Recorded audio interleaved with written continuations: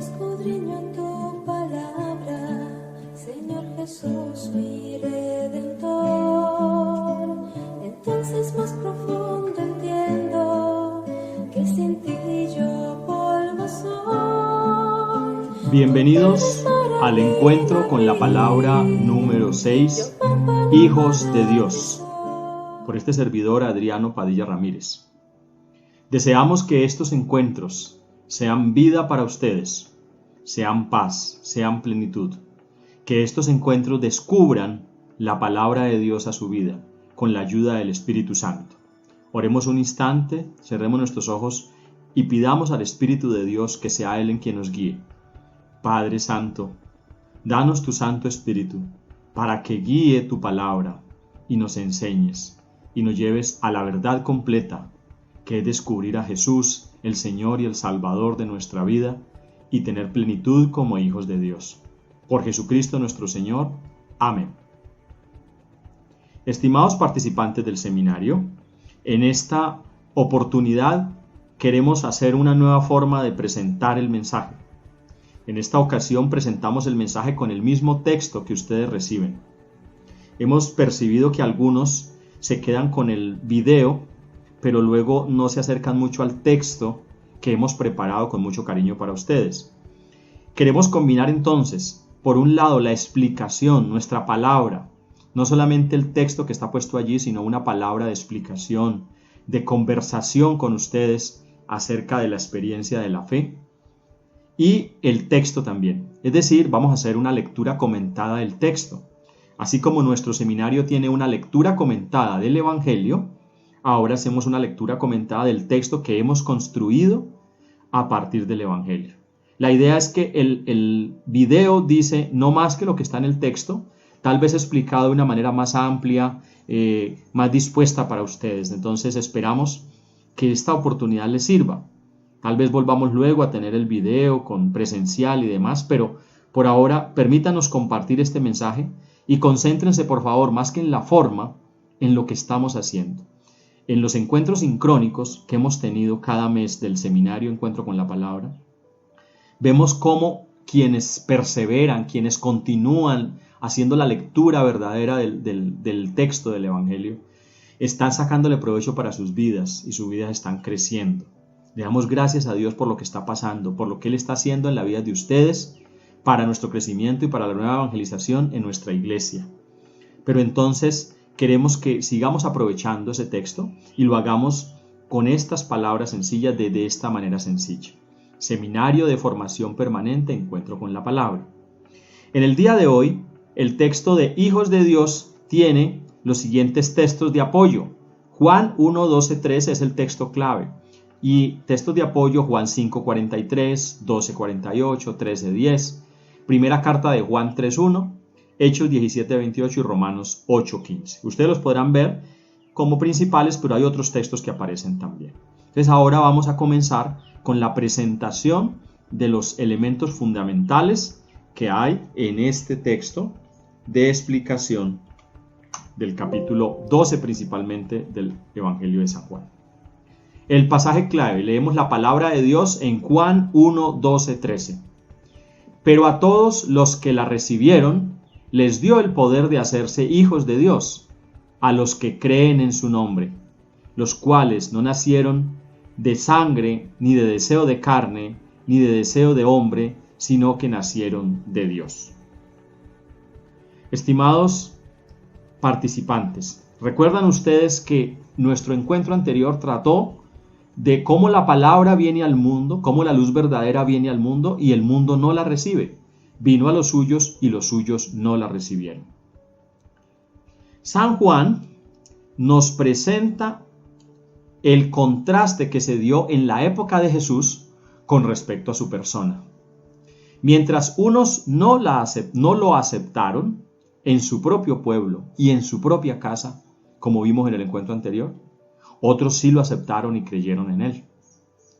La afirmación más importante del prólogo, incluso del Evangelio entero y de toda la Biblia, es que por medio de la fe en Jesús, el creyente tiene la posibilidad de hacerse hijo de Dios. En el presente estudio del Evangelio se ha enfatizado en la importancia de la fe, de creer en Jesús como medio para alcanzar la vida que otorga el Verbo eterno de Dios. Así lo vimos en el primer estudio. ¿Recuerdan? El propósito del Evangelio, que decía que todos tengan vida por medio de él, creyendo en él. Es por ello que al estudiar este pasaje importa reflexionar lo que significa recibir y creer en Jesús, así como lo que significa llegar a ser hijo de Dios. No menos importante será preguntarnos las implicaciones que tiene para el creyente cristiano católico de hoy el vivir la vida como hijos de Dios y darnos cuenta si disfrutamos verdaderamente de la libertad de los hijos de Dios. Entonces, esto que hemos puesto acá es un resumen de lo que vamos a trabajar en el Evangelio y una invitación al tema del día de hoy. En primer lugar, decimos que hay una relación entre este texto y el anterior, porque en el anterior se decía que la palabra o el verbo, el logos de Dios vino al mundo y el mundo no lo recibió, los suyos no lo recibieron, vino a su casa y los suyos no lo recibieron. Y era la luz verdadera que vino a este mundo. Pero luego entonces en el versículo 12-13 nos presenta, como leímos ahora, que a los que lo recibieron, a los que creen en su nombre, le dio la capacidad de ser hechos hijos de Dios. Y luego el versículo 13 dice que esos no nacen de carne ni de sangre, sino que nacen de Dios. Entonces nos concentramos ahora en pensar qué significa creer y recibir a Jesús. Hagámonos esa pregunta hoy. ¿Qué significa creer y qué significa recibir a Jesús? En segundo lugar, preguntémonos, ¿qué será eso de hijos de Dios? ¿Qué significa ser hechos hijos de Dios? ¿Cuáles son las implicaciones de ser hijos de Dios? Aunque diremos unas palabras pues sencillas hoy, es un tema muy amplio, nos concentraremos en ver claves de lo que significa ser hijo de Dios. Y en tercer lugar, entonces veremos algunas implicaciones, ya más como reflexión, de ser hijo de Dios para nuestra vida. Comencemos entonces por el primer punto. El primer punto lleva como título los que lo recibieron y creen en su nombre. Entonces tenemos primero la versión griega de la palabra recibir. Dice,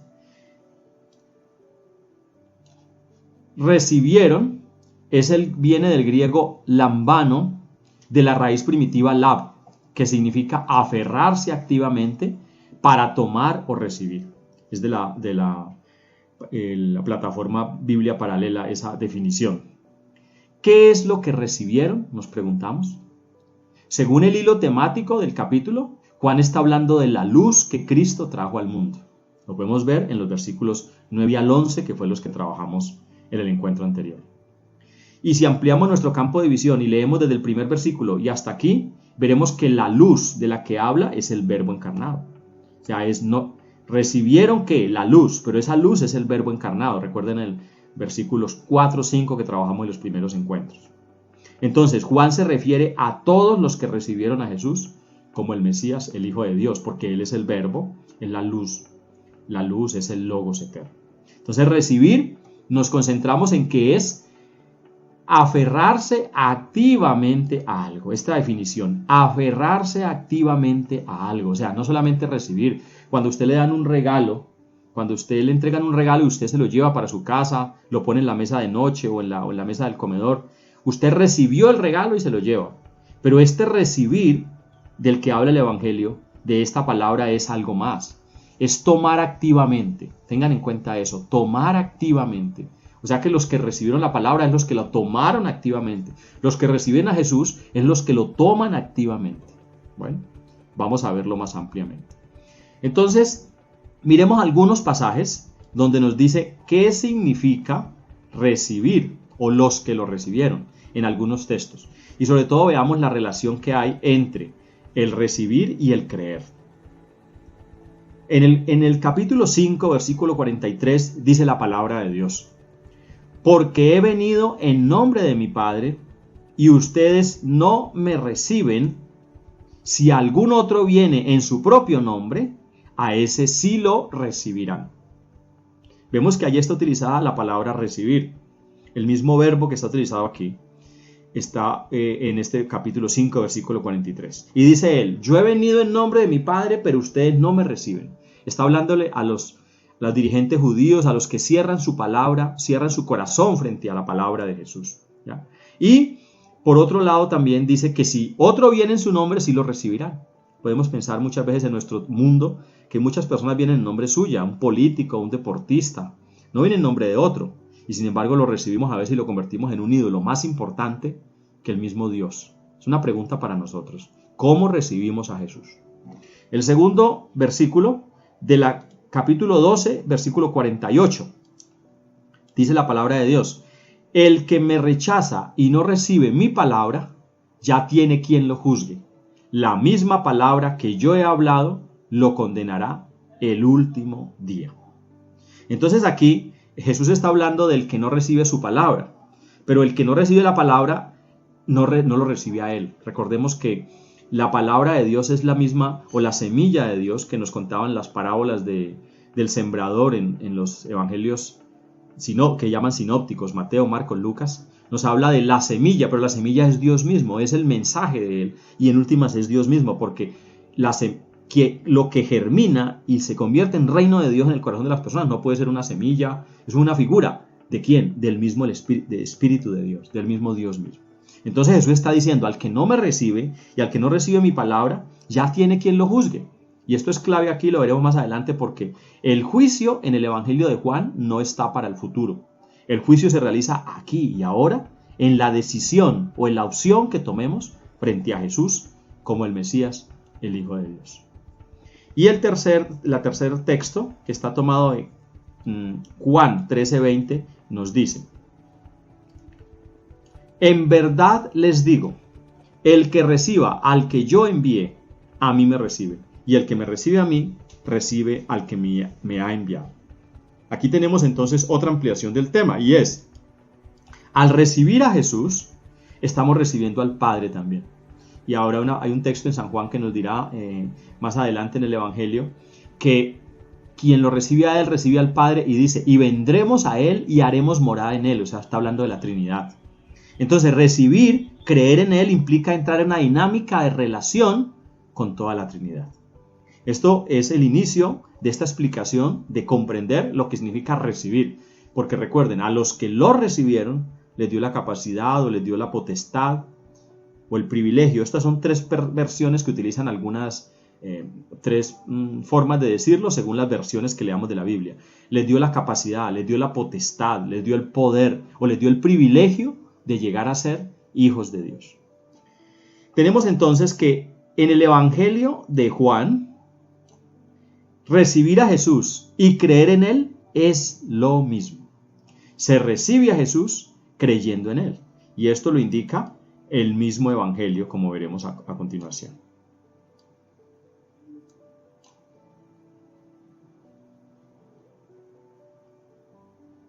Tenemos estas dos citas que nos hablan de por qué recibir y creer es lo mismo. Dice: yo, la luz del mundo, yo, la luz, he venido al mundo para que todo el que crea en mí no siga en las tinieblas.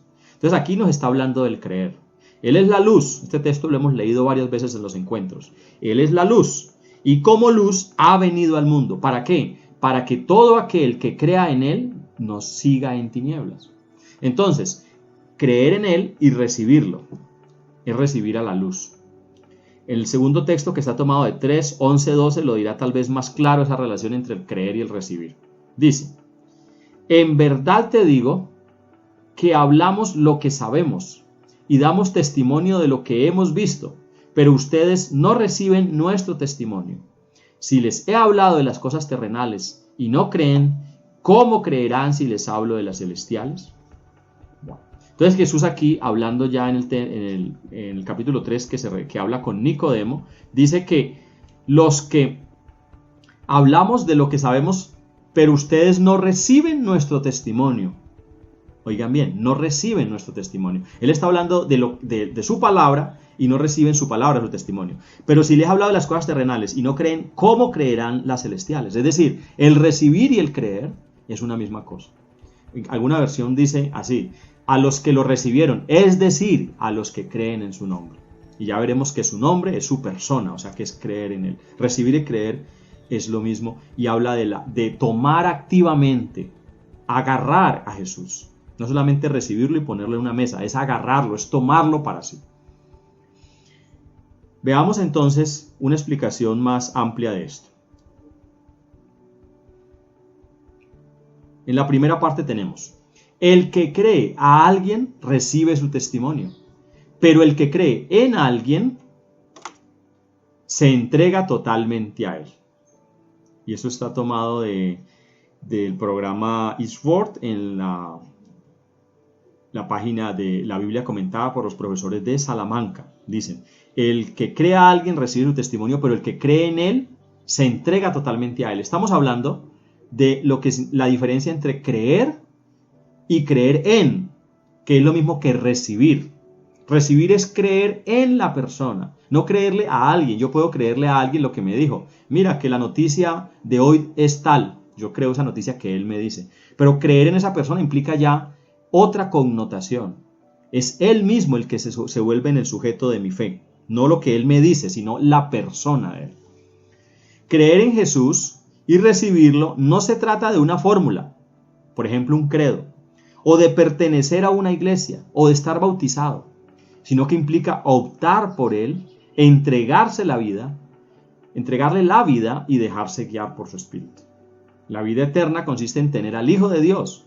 El que tiene al Hijo tiene la vida, y el que no tiene al Hijo de Dios no tiene la vida, dice la palabra de Dios en Primera de Juan 5:2.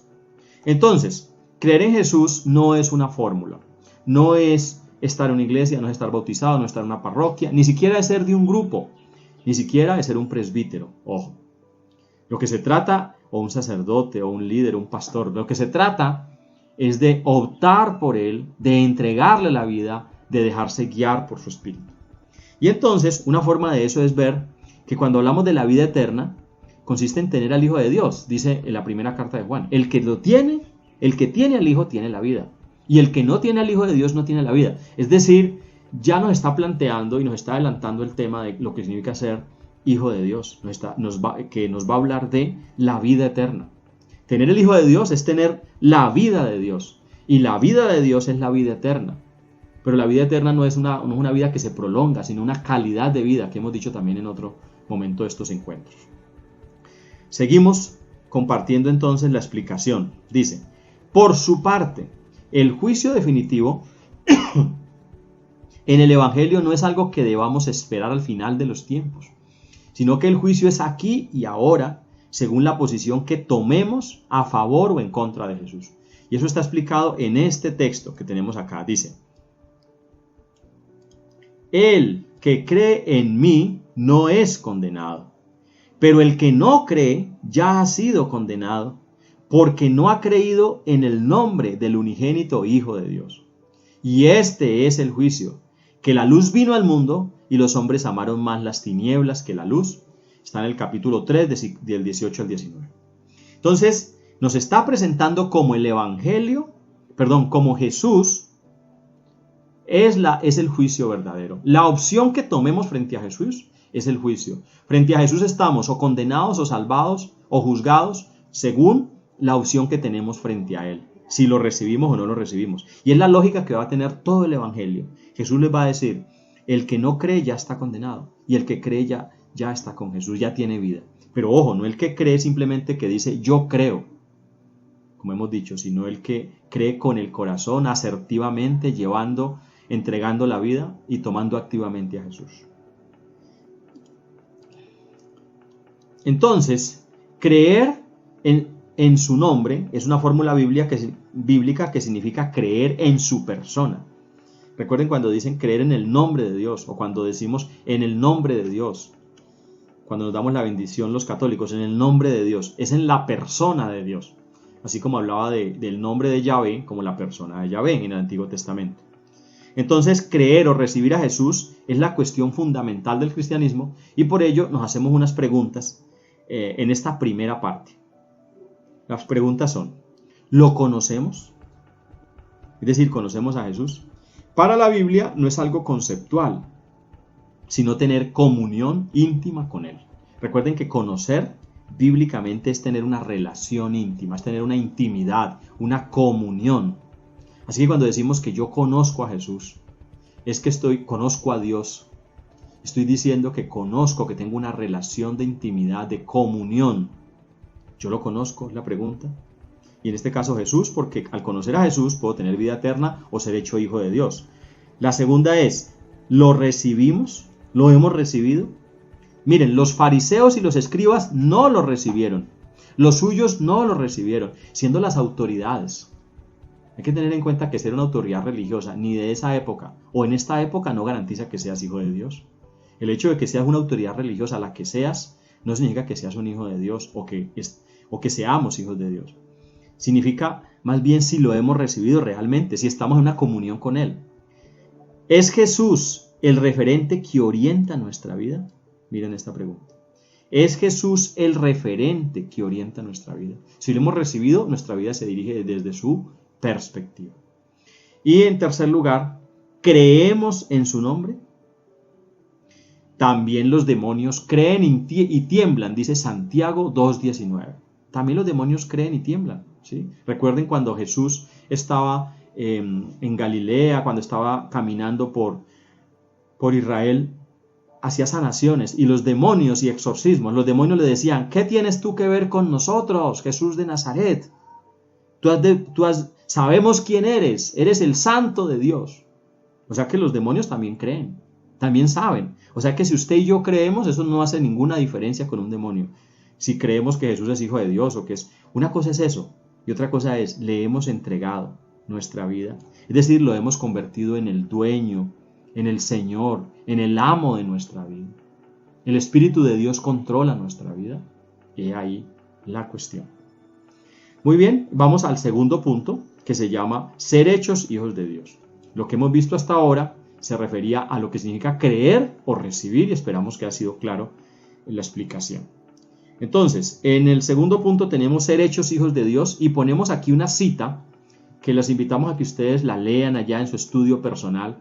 Y miren, si quieren, léanse toda esa primera carta de Juan, que es corta, pero es muy concreta. Y esa primera carta de Juan nos explica prácticamente lo que estamos diciendo acá. Miren cómo dice acá. Miren con cuánto amor nos ama nuestro Padre, que nos llama sus hijos. Y eso es lo que somos. Pero la gente de este mundo no reconoce que somos hijos de Dios porque no lo conocen a Él. ¿Se les parece eso algo a lo que hemos venido trabajando? ¿Recuerdan? La luz verdadera vino a este mundo, pero el mundo no la conoció. Y como el mundo no la conoció, no la recibió. Los suyos no lo recibieron. No lo conocen, no lo reciben, no les interesa. Al mundo no le interesa. Recuerden que hablamos de mundo, como estructura injusta, de pecado, enemiga de Dios. No hablamos como el mundo, la creación de Dios, ¿no? que es buena y bendita de parte de Dios. Entonces, en esta cita, ¿qué tenemos? Que Dios nos llama a sus hijos y lo somos. Ojo, está hablándole al creyente. Dice, nos llama a sus hijos y lo somos. Pero la gente de este mundo no lo reconoce, no reconoce que somos hijos de Dios porque no lo conocen a Él. El que conoce a Dios reconocerá a los hijos de Dios, a los que viven la experiencia de ser hijos de Dios. Bueno, miremos la primera explicación. Con este pasaje de la primera carta de Juan podemos ver algunos detalles de lo que significa ser hijos de Dios. Por supuesto, lo primero que el versículo 12 del Evangelio enseña es que ser hijo de Dios es un poder o un privilegio que obtenemos al recibir y creer en Jesús. Recordemos eso. Recibimos a Jesús y eso nos da el poder, el privilegio, la potestad, la capacidad, dice la Biblia en varias versiones, de ser hechos hijos de Dios, que es lo mismo que de llegar a ser hijos de Dios, o sea, de convertirse en hijos de Dios. Entonces, por ello nos interesa saber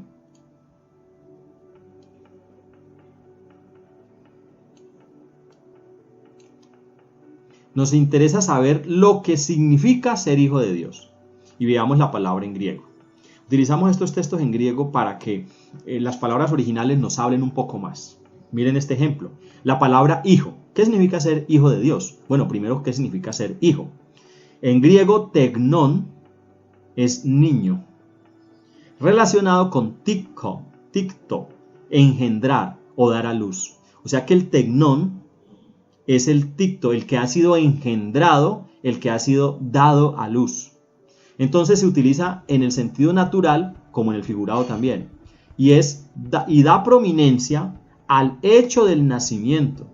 En tanto que la otra palabra, huios, hijo, destaca la dignidad y el carácter de la relación.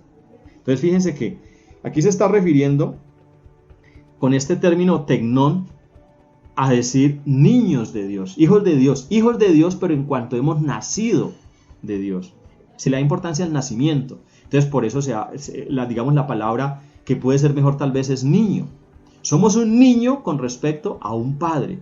Somos un hijo que ha nacido de un padre, de una madre, o sea, de unos padres. En este caso, bíblicamente del padre. Entonces, vamos a verlo acá. Tenemos entonces que el texto enfatiza la forma como hemos llegado a ser hijos de Dios, a nacer de Dios. La prueba está que el versículo 13 dice, ¿cómo fue ese nacimiento? Veamos el versículo 13 de la palabra de Dios, Juan 1:13. Dice, los cuales no nacieron de sangre, ni de deseo de carne, ni de deseo de hombre, sino que nacieron de Dios. Este texto del versículo 13 lo veremos ampliamente o más ampliamente en el siguiente encuentro con la palabra. Vamos a ver esto del nacimiento de Dios. Pero por ahora nos interesa ver qué implica ser niños de Dios. Los invito a mirar un texto que he tomado de un autor bíblico inglés del siglo XX, Martin Lloyd-Jones, un gran expositor bíblico, que dice, de niños nos encontramos en una posición determinada. Un niño tiene cierta relación con los padres, tiene una determinada posición y por tanto tiene derecho a determinados privilegios. La palabra niño o hijo, especialmente en este punto, lleva consigo una especie de declaración legal que define la relación, la posición y el estado. Un niño es aquel que está relacionado con un padre determinado de una manera que nadie más lo está. Entonces, puedes mirarlo de esa manera externa desde el punto de vista puro de la relación jurídica.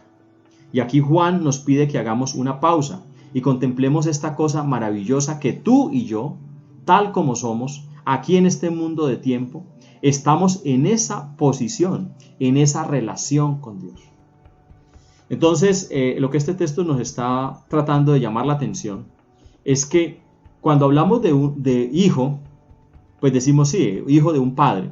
Pero si pensamos en eso y vemos que la palabra griega nos habla de niño, estamos refiriendo al niño que está relacionado con su padre. El niño confía en su padre, el niño va de la mano de su padre. Para el niño lo más importante, hablando de la vida natural, digamos, humana, es la relación con sus padres. Cuando está pequeño, que le presten atención, estar en atención con ellos. Por eso es un poco triste que hoy por hoy la relación con nuestros niños se la hayamos entregado a los medios de comunicación, a las pantallas, a las tecnologías de comunicación e información. Entonces, pareciera que hoy por hoy los niños son hijos de la tableta, del smartphone. Pero normalmente, los que conocen más de una vida más tranquila, los que conocieron una vida sin tanto medio de comunicación, sin tanta plataforma, sin tanta pantalla con la que crecen los niños hoy por hoy, sabían la alegría que tenían los hijos o teníamos los niños cuando llegaban nuestros padres, cuando nuestro padre se había ido al trabajo y salíamos a recibirlo y queríamos estar con él y él nos cargaba y él quería estar con nosotros. Esa es la relación que está hablando aquí la palabra de Dios. Es el niño que se relaciona con su padre. Y obviamente es padre, ya dice Santa Laura Montoya, la gran santa colombiana, que Dios es más madre que padre. Entonces ahí no es una cuestión de machismo, es un padre maternal, dicen otros, es una fuente de vida. Dice también dice Jesús que llora por Jerusalén y dice, ¿cuántas veces he querido cargarlos como una madre carga a sus polluelos, ¿sí? A sus hijos? Entonces, ese hijo, ese padre, madre, lo es así para quien tiene esa experiencia de sentirse hijo. O sea que es un privilegio, es algo que cambia la vida de la persona. Entonces, el tema plantea la pregunta por la paternidad universal de Dios y la hermandad universal de los seres humanos. Viene una pregunta que nos hacemos seguramente y es, ¿son todos los seres humanos hijos de Dios? Entonces, hay una primera respuesta y es, puede decirse que todos los hombres y mujeres son hijos de Dios en el sentido de ser descendientes de Dios. ¿Cómo lo expresó San Pablo en el discurso en Atenas? Miremos este discurso acá. En realidad, no está lejos de cada uno de nosotros, pues en él vivimos, nos movemos y existimos, como dijeron algunos poetas suyos.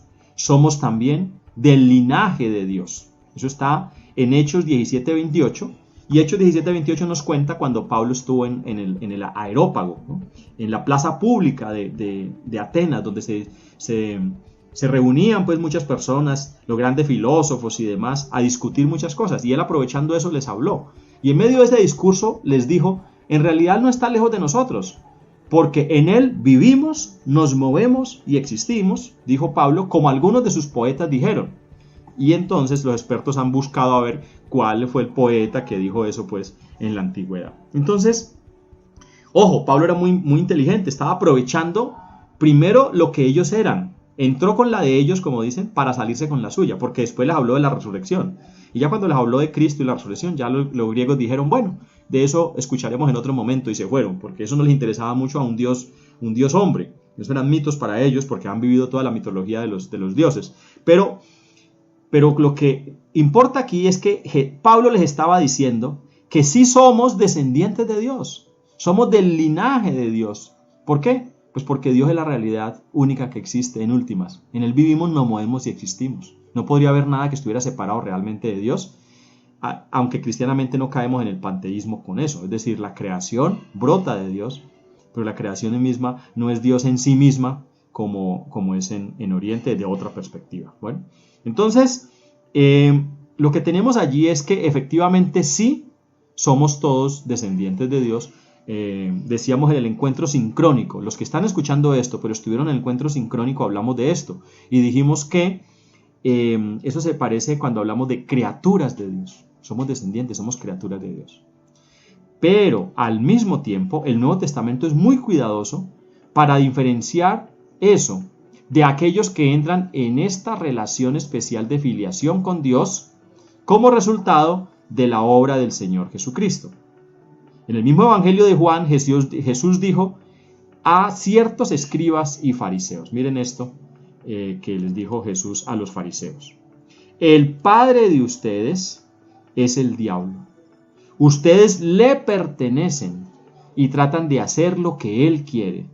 El diablo ha sido un asesino desde el principio. No se mantiene en la verdad y nunca dice la verdad. Cuando dice mentiras, habla como lo que es, porque es mentiroso y es el padre de la mentira.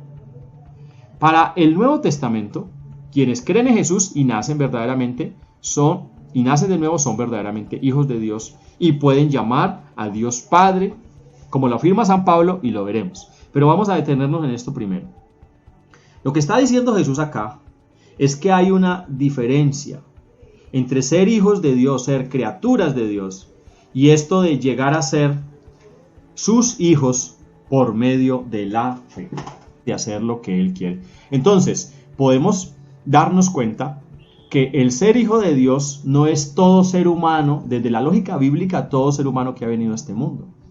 Justamente es desde la perspectiva bíblica, implica entrar en una relación con Dios de fe en Jesús como el Mesías, Hijo de Dios y Salvador, para que esa experiencia, que por ejemplo en el catolicismo se ha vivido desde el bautismo, cuando hablamos de que el bautismo nos hace hijos de Dios.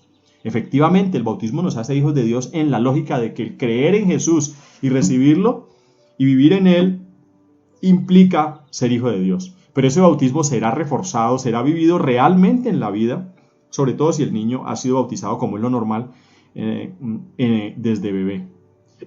Es decir, él vivirá la experiencia de ser hijo de Dios en la medida en que eso sea realidad en él.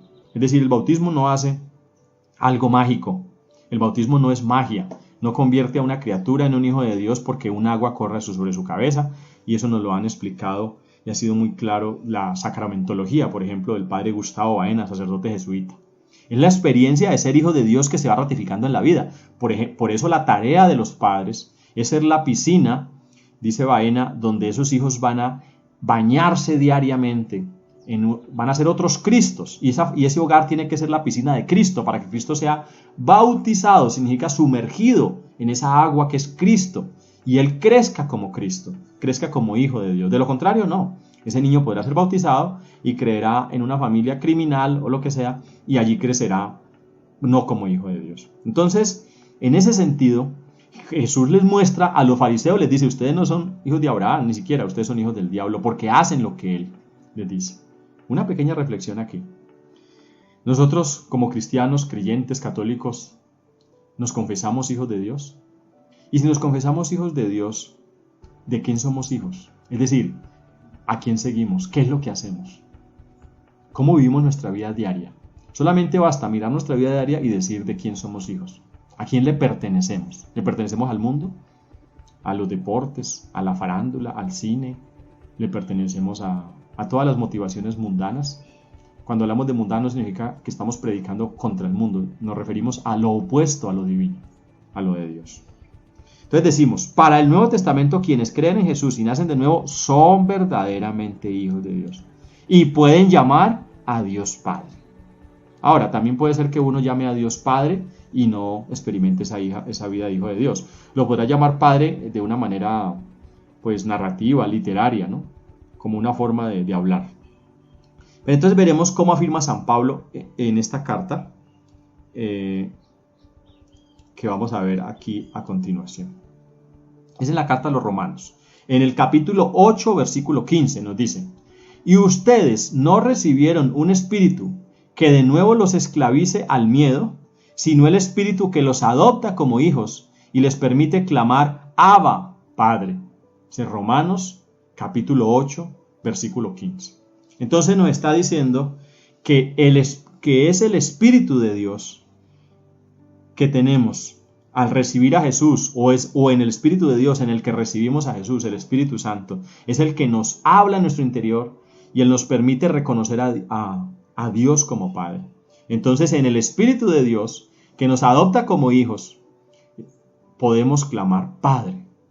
Es decir, solamente una persona habitada por el Espíritu de Dios, en la experiencia de Jesús, viviendo en Él, creyendo en Él como el Señor, el Salvador de su vida, la fuente y la referencia de su vida, podrá clamar a Dios como Padre verdaderamente. Y esto se dice en términos teológicos de esta manera. Suele decirse que Dios, como Padre de todos, pertenece al reino de la creación, o términos de la creación, mientras que el ser hijos de Dios por la fe pertenece al reino de la salvación.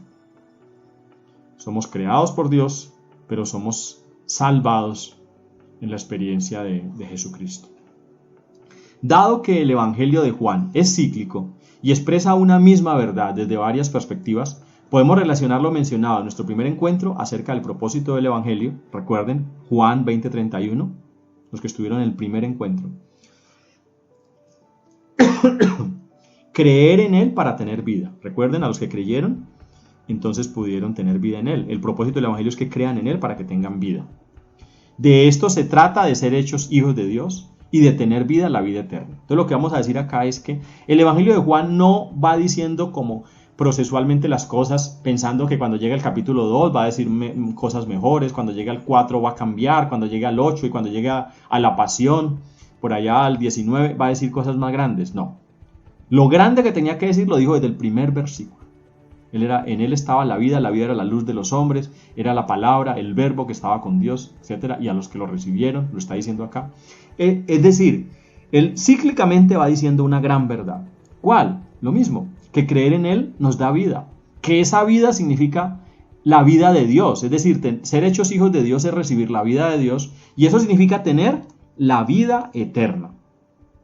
Y dice el versículo: y esta es la vida eterna, que te conozcan a ti, el único Dios verdadero, y a Jesucristo, a quien tú has enviado. Está en el capítulo Juan 17:3. Esta es la vida eterna.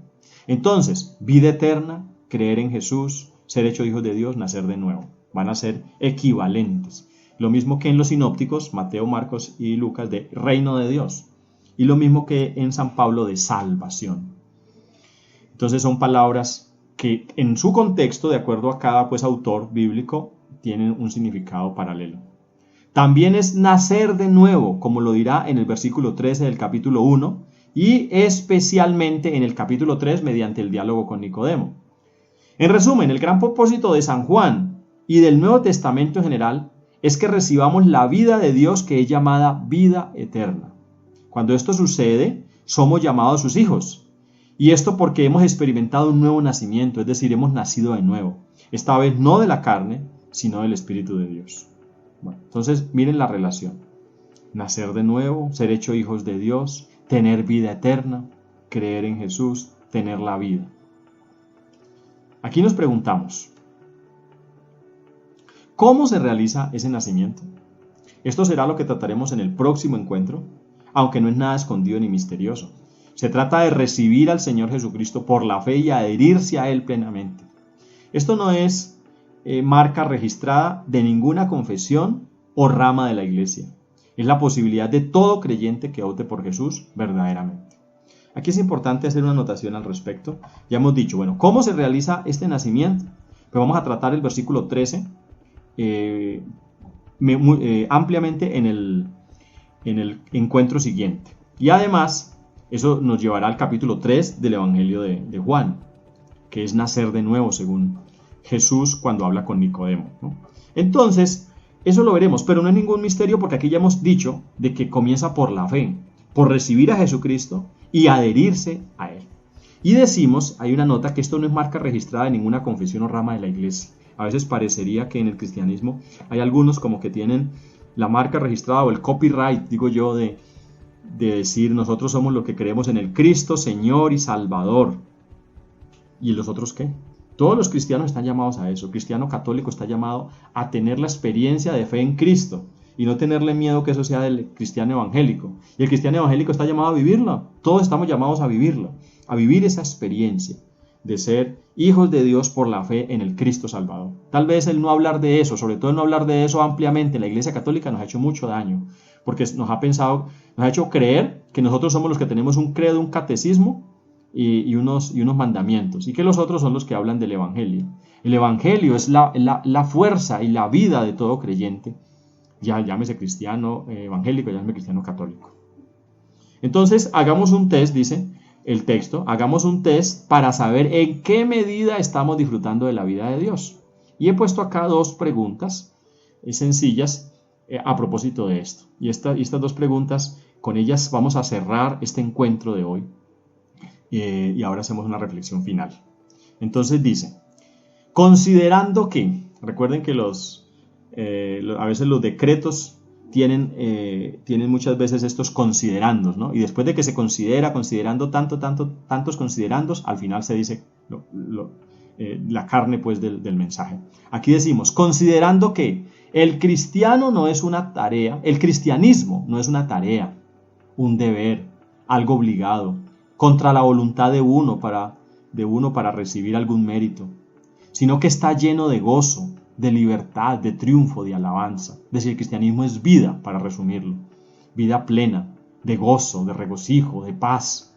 Obviamente no estamos diciendo aquí que el cristiano no sufra, no, estamos diciendo es que el cristianismo en sí implica un gozo, incluso en el sufrimiento, como decían los mártires, cuando iban, recuerden, hacia el circo, donde los mataban con leones y demás, eran devorados, decían que iban gozosos a entregarse a Cristo, a sufrir por Él y dar la vida por Él.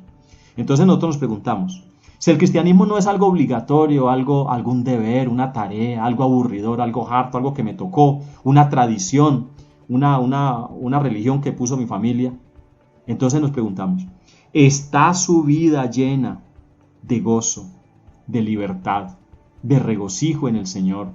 Diciendo como el salmista dice, el gozo del Señor es mi fortaleza. Hagámonos esa pregunta. Hagamos un momento de silencio y pensemos en ello. Hagamos conciencia de ello.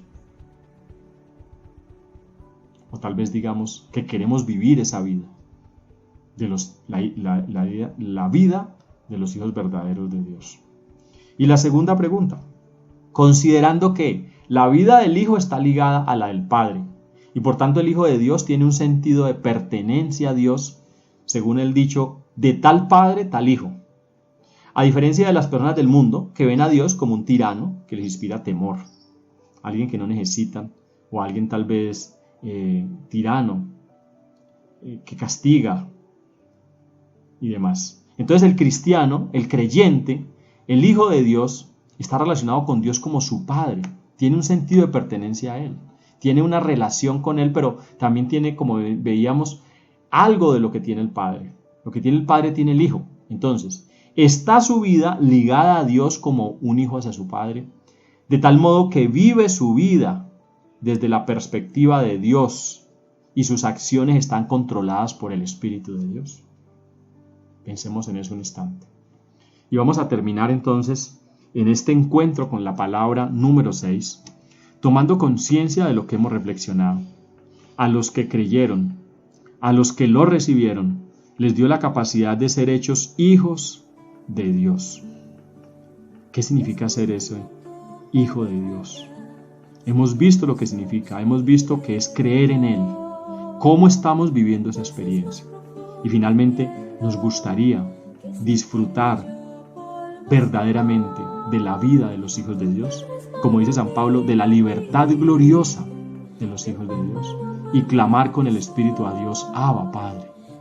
Si es así, sigamos estudiando el Evangelio y nos vemos en una próxima oportunidad. Que Dios les bendiga.